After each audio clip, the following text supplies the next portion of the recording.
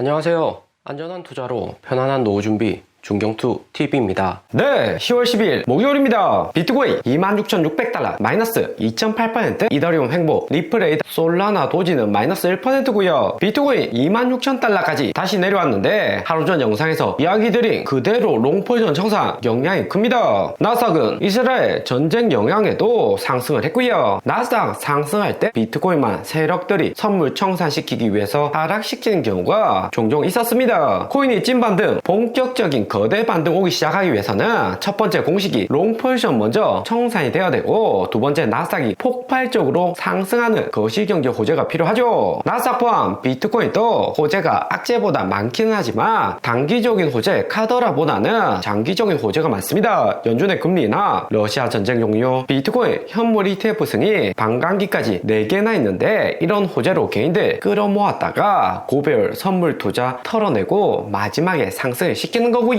비트코인은 26,500달러까지 청산되고 약간은 반등 왔는데, 여기 초록색 라인 롱 포지션이 다시 한 번 더 크게 증가를 했습니다. 선물 미결제 약정 볼륨에서도 비트코인 가격 하락은 했지만 볼륨은 약간 감소하면서 여전히 우상향 중이고요. 나스닥도 안 떨어지고 있기 때문에 쉽게 비트코인 롱 포지션을 포기 안 한다 볼 수 있습니다. 비트코인 대세 상승 본격 오려면 한 번 더 롱 포지션 털어내면서 선물 볼륨도 여기 9월 초 바닥까지는 내려와야 되고요. 올해 1월 상승할 때도 보면 비트코인 1만 달러까지 폭락 온다고 하다가 3만 달러 상승했고, 그리고 3월 미국 중소은행 파산 날 때도 선물 볼륨이 급격히 하락 온 다음에나 본격 반등을 했습니다. 비트코인 하락에도 나스닥은 직전 고점 거의 다 도달을 했고요. 이스라엘 전쟁으로 국제유가 상승했지만 다시 83달러 재하락을 했습니다. 거기에다가 이스라엘 전쟁 리스크로 연준이 금리 인상도 더 못하나고, FOMC 의사록 공개되고 기존에 매파였던 연준위원들도 금리 동결해야 된다고 이야기를 하고 있고요. 원달러 환율도 1360원까지 상승했다가 빠르게 내려오고 있습니다. 10월 10일 인플레이션율 잘 나올 가능성 높고, 10월 중순 빅테크 어닝 호재까지 나스닥은 플러스 초록불로 상승할 가능성이 높죠. 이스라엘 전쟁이 국채금리 내리면서 오히려 나스닥 상승시키는 역할을 할 가능성이 매우 높습니다. 단기적으로 코인이 나스닥 따라서 상승 못하고 추가 롱 포지션 리스크까지 있는데, 나스닥 상승할 때 비트코인 내리는 경우는 작년부터 자주 있었고요. 1년 이상 큰 그림으로 보았을 때 비트코인 먼저 큰 상승하고 나스닥은 따라서 상승하는 경우가 많습니다. 그 다음 나스닥 추가 상승에 비트코인도 따라서 상승을 했고요. 코인 시장은 알트코인 바닥을 기고 있고 비트코인만 변동성이 있어서 대부분 자금이 선물 투자로 들어가고 있습니다. 때문에 비트코인이 나스닥하고 커플링이 당장에는 풀린 상태이고요. 나스닥 7월 전고점 돌파하고 코인판이 횡보한다면 비트코인 숏포지션 모았다가 올해 1월처럼 크게 상승시킬 가능성이 존재를 하는 거죠. 비트코인이 우상향보다는 서서히 빠지는 그림이 큰 반등 오기 직전에 움직임이다 볼 수 있습니다. 그러면서 이번 비트코인 청산에 기회가 나오고 있고요. 알트코인 시가총액은 318빌리언까지 내려왔습니다. 추석 연휴 동안 338빌리언 상승했다 내려온 건데, 추석 기간 알트코인 오른다고 따라 샀다가는 현재 손실이 매우 큰 상황이죠. 선물 약정 볼륨 비중 여전히 크고, 한 번 더 비트코인 롱 포지션 청산이 되면 알트코인 시가총액 저점은 여기 1월 바닥을 뚫어버릴 수가 있습니다. 지하실 가는 거죠. 그리고 2019년 저점부터 해서 지금까지 이더리움하고 알트코인은 여전히 고평가된 상황입니다. 2019년 폭락전 저점에서 알트코인 시가총액이 30빌리언 바닥이었는데 최근에 내려왔다 해도 318빌리언이고요. 1년 넘게 여기 라인 횡보 중인데, 알트코인 본격 상승을 하려면 장기적으로 홀딩할 만한 가격까지는 내려와야 됩니다. 세력들이 여전히 홀딩하고 있는 상태로 2021년 벌어둔 돈이 많기 때문에 보유 코인 팔아서 가격을 안 내리려고 하는 거고요. 각 코인별 세력들이 본격 매도를 시작해야 알트코인 시가총액도 반값 시작되는데, 135빌리언 여기까지 내려와야 개인들 매수해서 장기적으로 들고 갈 수 있는 지점입니다. 세력들도 매도 안 한 이유가 내년 5월이면 연준 금리 인하하고 코인도 본격 반등 올 것이라는 판단이 있고요. 세력들이 언제까지 버티는지가 중요한데, 연준이 5.5% 기준금리에서 내년에 금리 금리인하한다고 해도 4% 정도 수준이라서 알트코인 추가 하락 가능성은 여전히 높습니다. 미국 금리가 2%, 1% 이렇게 바닥을 기어야지 알트코인 개발 회사들도 대출 풀로 땡겨서 운영을 하는 거고요. 2019년부터 보면 비트코인 폭락에 알트코인도 저점이 있었고 그 다음 연준 금리나 직전까지는 큰 상승을 했습니다. 당시 코인 시장 리스크는 중국 거래소 폐쇄 정도의 리스크였고 미국 자본은 살아있었고요. 이번처럼 SEC가 메인 거래소 소송하고 알트코인 증권이라고 분류하지도 않았습니다. 미국 도심이 완전히 꺾인 상황이고 알트코인도 2019년 대비 30배 넘게 고평가되어 있고요. 2021년 4월 800원까지 상승했다 최근 마이너스 90%된 도지코인 보면 작년 5월 루나코인 파산으로 같이 폭락하고 큰 상승 없이 데드캣 바운스가 지속 중입니다. 계속해서 지켜주던 80원 또 못 지켜주면서 이번에는 79원으로 내려왔고요. 환율 더 떨어지면 업비트에서 추가 하락 가능성이 크죠. 작년부터 이렇게 약간씩 반등 오는 구간은 개인 투자자들만 저점 매수한 거고 도지코인 고래들은 80원에서 추가 매도 없고 홀딩하고 있는 상황입니다. 이번 비트코인 재하락에 도지코인 고래들이 앞으로 어떻게 대응할지가 관전 포인트일 듯 하고요. 도지코인 일론 머스크 펌핑 전에는 10원 정도 하던 코인인데 여전히 일론 머스크 홀딩하고 있는 코인이라는 점 의식이 되고 있기 때문에 이동 평균상 가격 수준은 고평가되어 있습니다. 일론 머스크 최근 움직임 보면 다이어트 치료제 위고비 맞고 살 뺀 다음 트위터 활동을 꾸준히 하고 있고요. 트위터가 유튜브급으로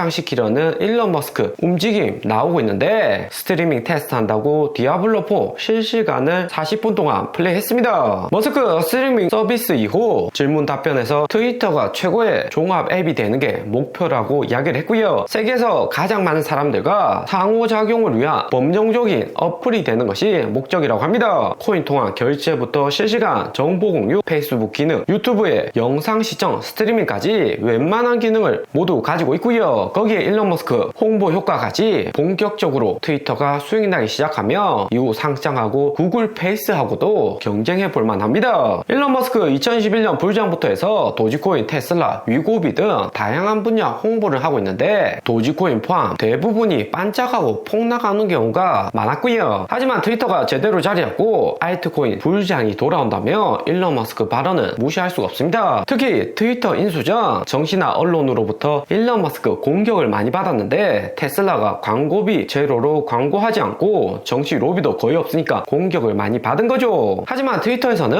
일론 머스크 CEO 말이 법이고 가짜뉴스도 바로 해명을 하니까 정치인, 언론사도 눈치를 볼 수밖에 없습니다. 도지코인 가격 움직임 좀 더 지켜는 봐야 되겠지만 다음 알트코인 불장 오면 트위터도 어느 정도 자리 잡으면서 도지코인도 꿈틀댈 가능성이 크죠. 대신 도지코인 얼마나 싸게 사서 홀딩할 수 있느냐가 관건입니다. 구글 유튜브만큼 트위터가 성장을 하고 도지코인으로 유료 결제 기능 추가가 되면 도지코인 확장성은 훨씬 더 커지는 거고요. 도지코인에 테슬라 굿즈 결제할 수 있는 정도의 확장성으로는 도지코인 가격 방어하기는 쉽지가 않습니다. 테슬라 차량이나 이후 확장 성공한 트위터 결제 정도면 도지코인 폭등이 시작되는 시나리오가 완성이 될 수가 있는 거고요. 도지코인도 현재는 만들어져 가는 과정이다 생각이 듭니다. 거기에 일론 머스크 도지코인 소송만 3개가 넘게 동시 진행 중이기 때문에 트위터로 쉽게 도지코인 언급을 못하고 있는 거고요. 내년 초 정도 되면 일론 머스크와 도지코인 소송 1년 지나는 시점이기 때문에 소송 결과 윤곽 나오고 도지코인 트윗 다시 나올 가능성 높아지는 거죠. 그리고 도지코인 포함 저점 계속 경신하고 있는 눈여겨볼 만한 코인은